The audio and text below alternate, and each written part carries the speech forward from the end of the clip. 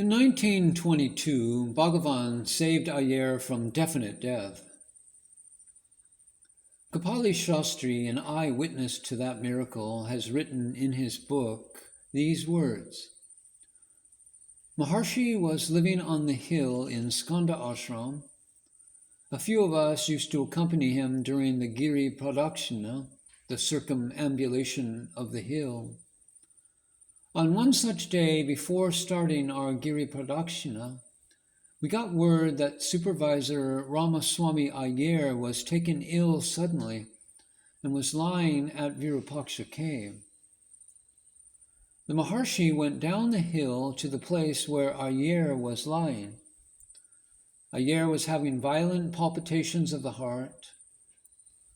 Maharshi sat near him, placing his hand on his head. Within 5 minutes, Iyer got up and looked quite normal. But the Maharshi kept sitting. He did not get up even after an hour. I had in my bag in Skanda Ashram olive oil, which I went and brought and rubbed on Maharshi's head. Then we all went back to Skanda Ashram. When I asked Bhagavan, he simply replied, "Well, Ramaswami Iyer got up and I sat down. I was conscious when the oil was rubbed. It was very pleasant." He did not say he performed a miracle or anything like that. Later, in 1942, Iyer was once again saved from certain death. One day, his wife came running to Bhagavan and prayed that her husband, who was unconscious in their house, be saved. At that very moment, Iyer woke up. Years later, when I heard about this, I was a little skeptical. So I went and challenged Iyer.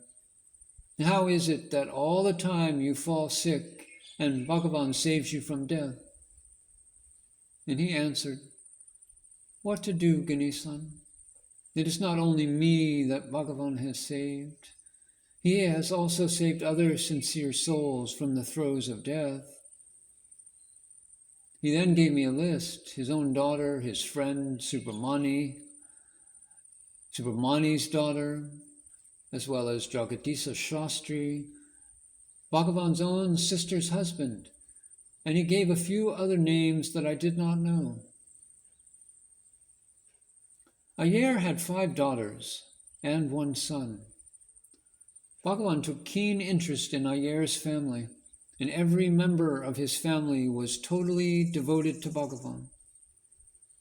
When I came to the ashram, I wanted to know more about them and their relationship with Bhagavan. So I went to Mumbai, where one of his daughters was staying, to interview her for the mountain path. Her name was Lalitha Venkataraman, and she was a noted musician. She shared with me the unique relationship all of them had with Bhagavan from his Virupaksha cave days. For all of them, Bhagavan was God. Every time the family had to leave Arunachala, they would stand in front of Bhagavan and sing the song Saranagati in chorus. Consequently, this song was sung repeatedly in Bhagavan's presence for nearly 2 decades. Lalitha Venkataraman told me, saying, "In fact, my father was popularly known as Saranagati Ramaswami Iyer, or simply Saranagati Tatha. And since my husband was employed in North India, I could come to Tiruvannamalai only on rare occasions after my marriage.